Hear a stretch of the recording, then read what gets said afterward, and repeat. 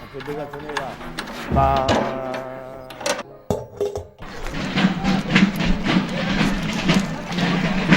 Mon oncle était musicien, il jouait de l'hélicon dans une fanfare, donc fanfare à la Renaissance à Nice. À l'âge de 6-7 ans, ben, j'étais toujours en train de taper avec les fourchettes et les couteaux, sur la table, sur les assiettes. Bon, première sortie que j'ai fait, avec le costume et tout, on a fait le costume et le képi, ben, c'était le carnaval de Nice, 48.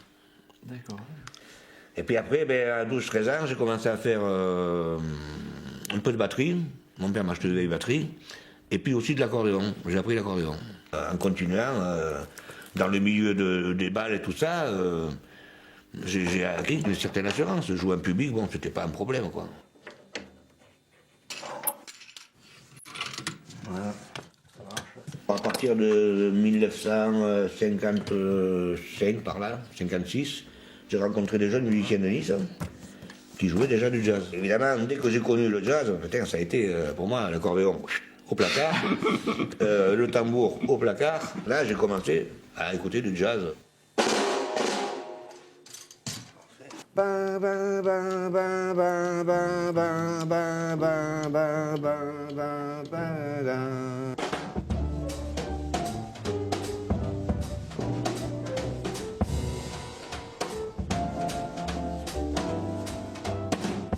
Tu passes ce que tu veux dans ce temps-là, comme accord. Oui, oui. Si bémol. Voilà. Il n'y avait pas de musique de jazz à Nice. Il y en avait, mais très peu.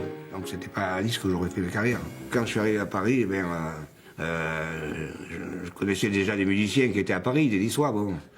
Donc on m'a sorti dans des clubs, j'ai été voir des musiciens, on m'a présenté, j'ai fait des bœufs, jam sessions.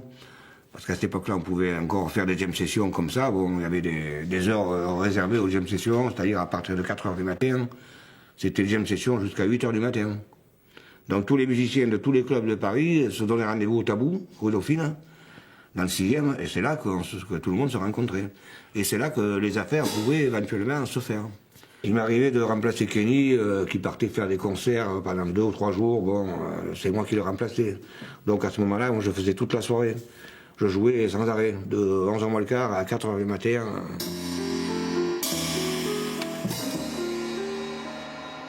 On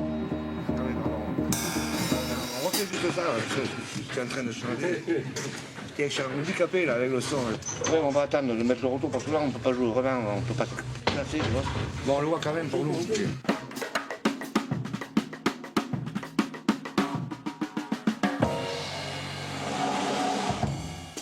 On essaye. Encore un peu.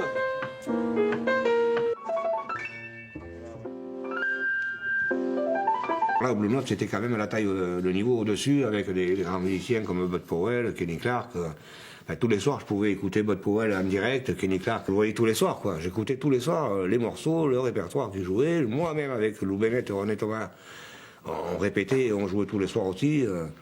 Donc j'étais vraiment dans la gueule du loup, quoi.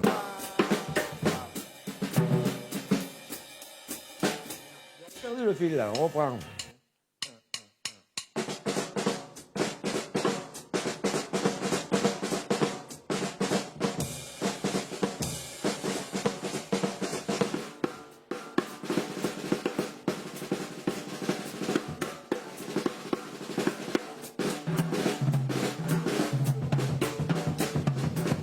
En fait, c'est qu'on voulait apprendre à jouer des ballets. Et à l'époque, on prenait des cours avec un prof qui nous a dit d'aller voir Lolo Belonzi, quoi.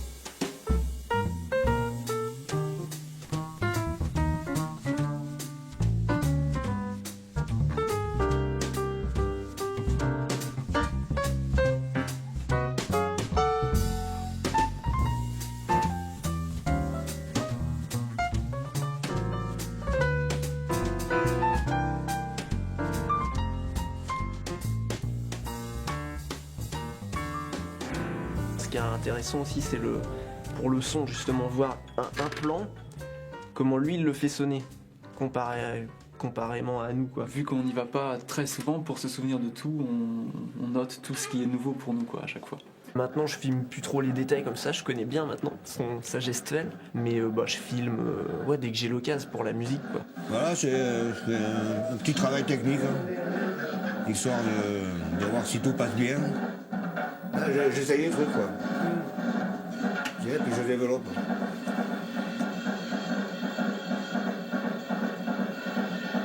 Ah, il y a un tempo, quoi. Bon. Là, ça change.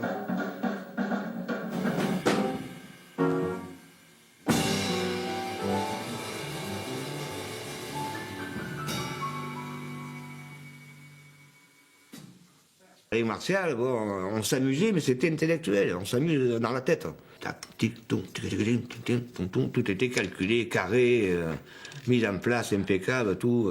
Pas la place à la moindre fioriture qui passe comme ça, tu vois, t'as pas le droit. Je suis tombé sur un pianiste vraiment très exigeant, pointilleux, le détail, attention, la condition physique, l'esprit clair, tous les critères de qualité très difficiles à acquérir, la rapidité, l'écoute, les nuances.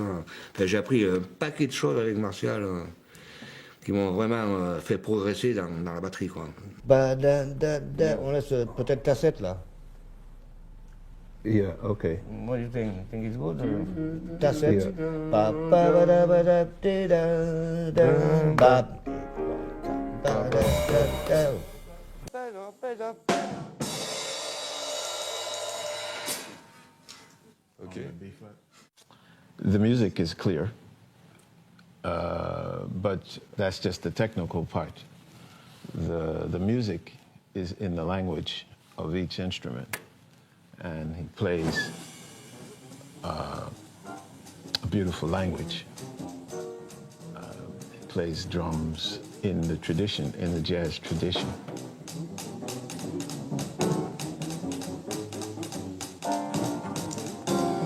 En fait, la manière dont Lolo compose ses morceaux est liée à un phrasé qui est celui que je dirais de la musique de bop. Et c'est un phrasé que n'ont pas tous les batteurs et que n'ont pas tous les musiciens.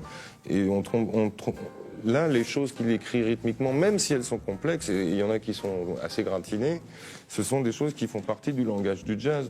Il écrit de la ligne mélodique, il écrit s'il y a ce qu'on appelle des mises en place, des hits. Il écrit les accords, le chiffrage harmonique des accords, donc avec une possibilité pour le pianiste de pouvoir harmoniser à partir de ces accords-là de la manière dont il veut. Moi, je dois dire que quand je joue avec un batteur comme Lolo, que j'admire et que je connais depuis très longtemps,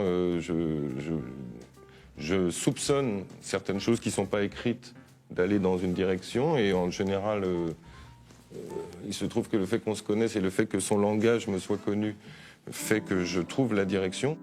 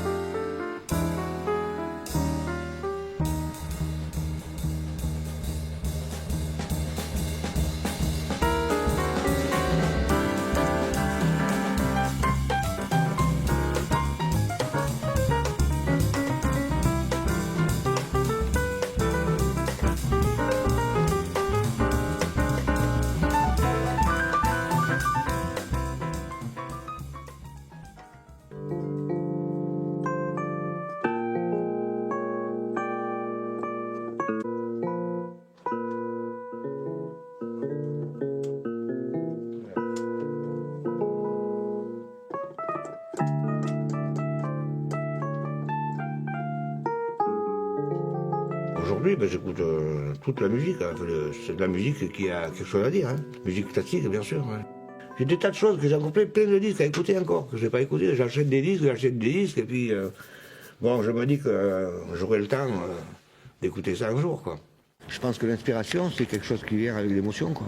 C'est pas maître, quoi. Ça vient ou ça vient pas. C'est peut-être la capacité de recevoir une information extérieure qui vient de on ne sait pas d'où.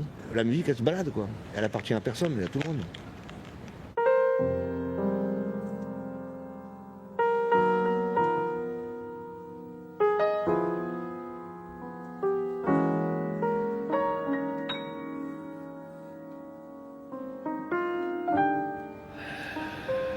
Oui, je composais pour ma femme. Hein. Mais c'est créé par des sentiments profonds d'amour, quoi.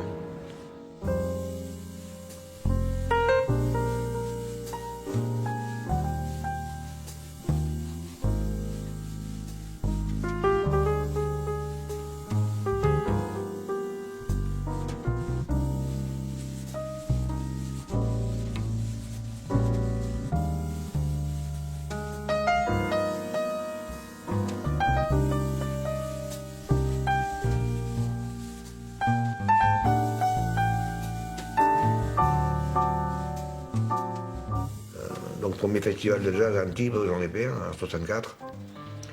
Ça c'était bon, important pour moi, c'est la première fois que je jouais un festival. Hein. Il n'y a pas place à l'erreur, bon si tu te plantes, eh bien, c'est pour toi quoi. Griffin c'est 63 au Blue Note, en club, mais bon c'est aussi terrible parce que Griffin c'est... Moi qui l'écoutais quand j'avais 15 ans à Nice dans les disques, jamais je pensais que j'aurais pu jouer avec lui. Bon il s'est trouvé que je me suis trouvé au Blue Note. Et c'est moi qui l'accompagnais, et on a répété, on a joué, et ça rigolait pas. Hein.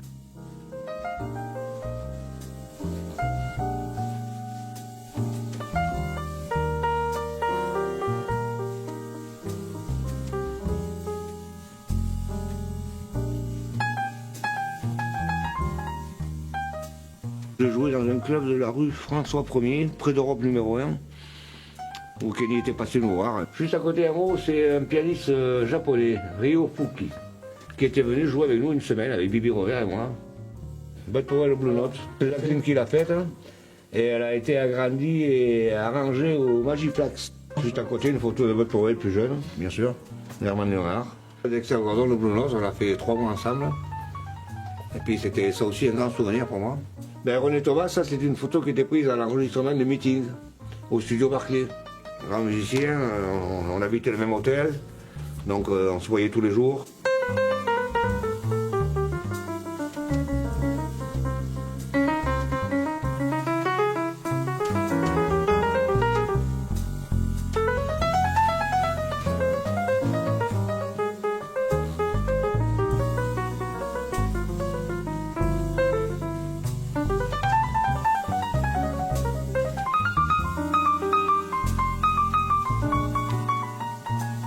Il faut déjà partager la musique avant de croire qu'on partage la vedette. Ça c'est hors de propos. Là. Partager la vedette, non, quand c'est des mecs comme Griffin, Art Farmer, n'importe quel musicien de haut niveau, tout ce que tu peux partager, c'est la musique.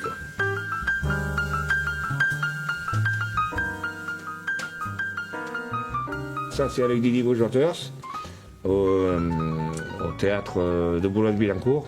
L'orchestre Nougaro en 75 ou 76 à Nîmes, aux arènes de Nîmes.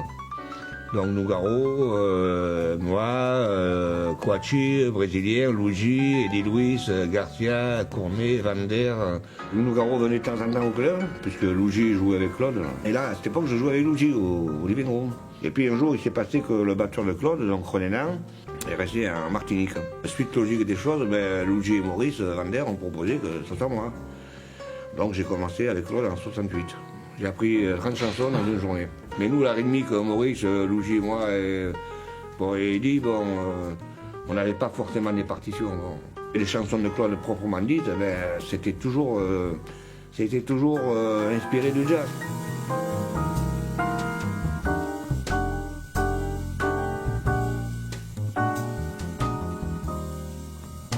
À l'époque, bon, les musiciens, un jeune batteur, ou un jeune pianiste, ou un jeune bassiste qui arrivait à Paris, ou un saxo ou un trompettiste, et qui avait des qualités pour le jazz, bon, c'était des bouches à oreille. Tout le monde disait, ah, il y a un jeune qui est arrivé, il joue bien, il joue à tel endroit, on va l'écouter. Et c'est un peu comme ça que les affaires se trouvaient, quoi. Les gars venaient t'écouter, puis ils te disaient, tiens, voilà mon téléphone, appelle-moi, ou donne-moi ton téléphone. Et c'est immanquablement, ils t'appelaient dans les jours qui suivaient, quoi. On les règle à sa hauteur, à sa distance, de façon à être à l'aise, quoi. Donc ça, c'est une poêle trop pour moi. Je vais la baisser un poil. Ça c'est bon.